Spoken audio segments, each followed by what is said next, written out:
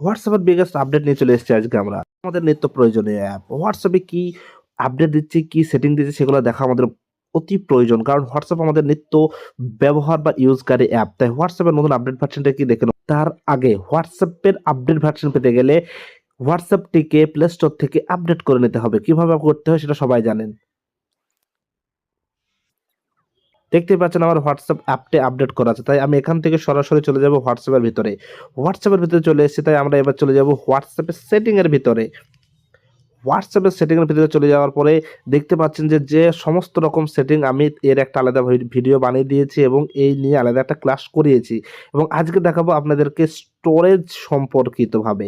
স্টোরেজে অনেক কিছু রয়েছে বা অনেক সেটিংই থাকে, তার ভিতরে আছে মিডিয়া আপলোড কোয়ালিটি। এখানে অনেকজনই বুঝতে পারে না, অনেক তখন তাকে এইচডি করে পাঠাতে হয় বা নর্মাল করে পাঠানো, এই যে একটা সিস্টেমটা আছে সেই সিস্টেমটা সম্পর্কে দেখিয়ে দেবো। যদি আপনি স্ট্যান্ডার্ড রাখতে চান স্ট্যান্ডার্ড কোয়ালিটি, যদি এইচডি কোয়ালিটি রাখতে চান এইচডি কোয়ালিটি, এবং সেভাবে এখান থেকে সেটিং করে রেখে দেবেন যেটা আপনার প্রয়োজন হবে।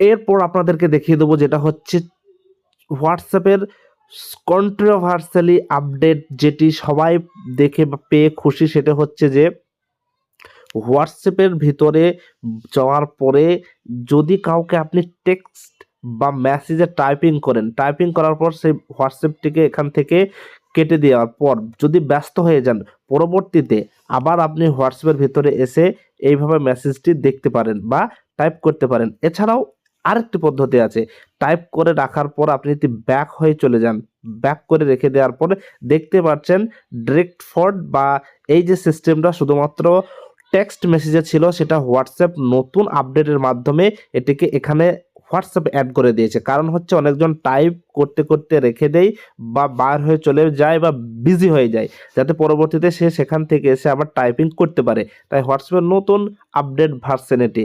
এছাড়াও হোয়াটসঅ্যাপে দিয়েছে নতুন আরেকটা আপডেট ভার্সন, সেটা হচ্ছে ভিডিও কলের ব্যাকগ্রাউন্ড চেঞ্জ, যেটা শুধুমাত্র পার্সোনাল কলে হতো যে ফিল্টার ব্লার এইসব জিনিসগুলো, এখন ভিডিও কলে গ্রুপ কলের ভিতরেও সেটা করতে পারবেন। তাই কিভাবে করবেন চলুন দেখিয়ে দিই।